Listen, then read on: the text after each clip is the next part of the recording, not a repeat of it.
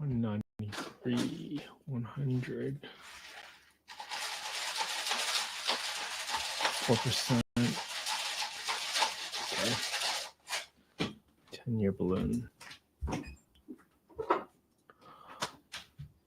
Okay, looks like we are live. Today we got a seller finance deal for a condo in Fort Myers. So this is a 2-bed, 2-bath, purchase price of $214,000, $20,900 to the seller, $10,000 sign fee, remaining balance paid at $920 a month, 10-year balloon with appraisal cost. So that usually just means that the property will have to appraise for at least its purchase price. Otherwise, they will probably extend it. HOA of 455. Let's see. 193, 30-year term, 921.89. So that's your interest and taxes only. 921. What's that equals to? Equals 921. Perfect. All right. So this is probably listed on the property. So let me see what the estimated property taxes are. 106 property taxes, 140 for insurance, 106 for property taxes, and 140 for insurance. So I'm always going to do is 140 times 1.2.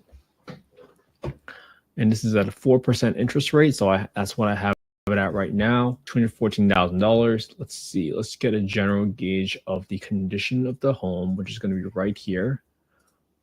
Looks relatively turnkey, assuming that these are the right photos. Yeah, not much you have to do here. Now, the only caution you want to know about is whether or not it's in a flood zone. So let's see. Oh yeah, this is definitely in a flood zone. So that's something that you have to be really about, especially if it affects your insurance costs. So I would definitely never ever buy property in Florida without getting a fresh insurance code because you have no idea how high it's gone up. The only saving grace here is that you have a really high HOA, so that might cover some of your insurance costs, but let's go ahead and plug that into 455 for HOA, 455 for HOA. All right. Now, for the rent on this property, this is in Lee County, so I'm going to Google HUD FMR, click on access to small area FMRs.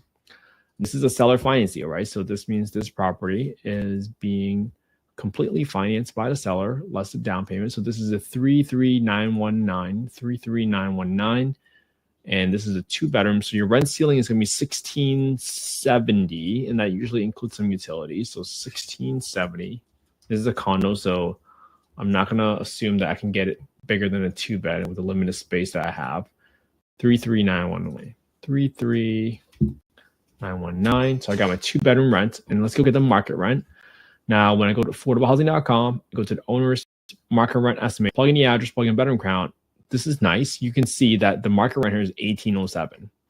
$1,807. So that's above the number I saw earlier for a $1,800. Now, the only thing to be cautious about is this applicable to just condos, or is it applicable to potentially some 2-family single-story homes, right? You never know, just because you're in Florida, and sometimes you might be lumping in some retirement communities. So I'm going to underwrite using the lower of the two right now, 1670, 1670.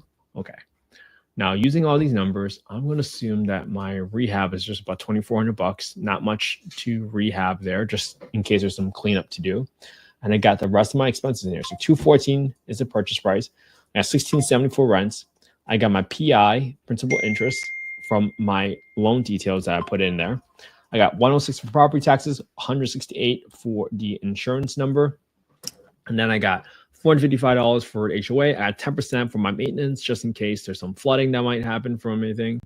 I got 10% for property management and 5% for vacancy. This brings me to a net of $398, 1670 negative 398. Now, that's not the number you would have liked, but that is the reality of the situation after you deduct everything else. So assuming everything else holds constant, $20,000 to the cash to seller, $10,000 sign fee, you got 2.5% closing costs, $2,400 of insurance. You plug in the right details, this is a losing deal. Now, if you, okay, let's say you got market rent on this at 1807. So let's say you got 1807. You would still be losing negative $295 a month. Now, what can you do to prevent this? You can argue like, hey, what if I self-manage it? But is that really what you want to do? I'm not so certain. Now, you were say you want to move to Florida and you need a place to live. Like this might be a pretty good deal because then you like, okay, maybe the rent will go up a couple $100 and worst case scenario, I can hold on to this property and I'll break even into the future. But this is definitely not the case here. Now, when I first looked at this property and I saw that there was potentially $350 of cash flow a month because they probably looked at some rent number and they subtracted a 920 and a 455 of $1,800. That's true. But if you add in expenses such as your maintenance, because guess what? Something always breaks in a home, something always needs to get replaced. And if you don't want to buy yourself another job, well, then all of a sudden you have to account for all these details about how you're going to make up for the expenses and hire a property manager. Because if you don't hire a property manager, then you have essentially bought yourself another job. So that's something that you want to be really, really careful about and determine whether or not this is worth your time and worth your time to even send somebody out there to take a look at it. Because as it's right now for a long-term rental, this is probably not it. But if you were maybe in the midterm rental game and you want to rent out to corporate travelers, et cetera, that might yield you a higher cash flow. Just remember to always take into account your utilities that you will be incurring and also your cost to furnish the place so that you can attract the right type of clientele for this home in Fort Myers. Okay. So they probably didn't add in the property taxes and insurance number. So I'm guessing that's where they kind of fell through because that's another $274 in there. So something for you to figure out. Now, you might not be required because the seller finds you to get insurance, but I'm not sure what the details are between the seller and the wholesaler that locked this deal up. So just be really careful, especially if you're in Florida and especially if you are in a flood zone area where insurance can get really gnarly really fast. Just be really careful and try to underwrite conservatively because the last thing I would want you to do is get into a position where you may be potentially in a negative cash flow situation because of how high the interest rates have continued to go up and up and up. All right. So thank you everybody for tuning in for day 241 of the Lies. All we do every single day is we underwrite a deal live every single day on market or off market. They could be creative finance deals such as the one that we looked at today, which is a seller financing deal where the seller has financed it at 4%. That seems like a really good interest rate. So it's not like a terrible deal, but it's definitely not a positive cash flowing deal. So think through it, see what your exit strategies are and see where you can do something with that condo that might yield you better benefits or with a different strategy that isn't just long-term rentals or Section 8. All right. My sincere goal is that you guys can just copy what I did today using the same spreadsheet. Just go to my website, www.affordablehousing.io, not .com, because .com is for the government. And you guys can get the free analysis tool. The tool is something that I was able to get from other folks, and I kind of tweaked it and modified it so that it accommodates how fast I want to underwrite my deals. So if you guys want to copy the spreadsheet, just DM me your email on Instagram. I can send you the link, or otherwise you can go directly to the website.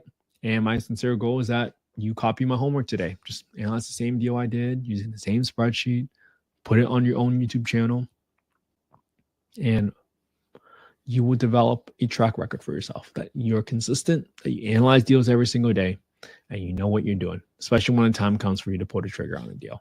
So have an amazing Tuesday, everybody. I will talk to you guys all tomorrow for day 242. And again, this is not investment advice. I was not soliciting any investments. I'm just simply showing you the work I'm doing every day to stay consistent. Have a good one, everybody. Talk to you tomorrow.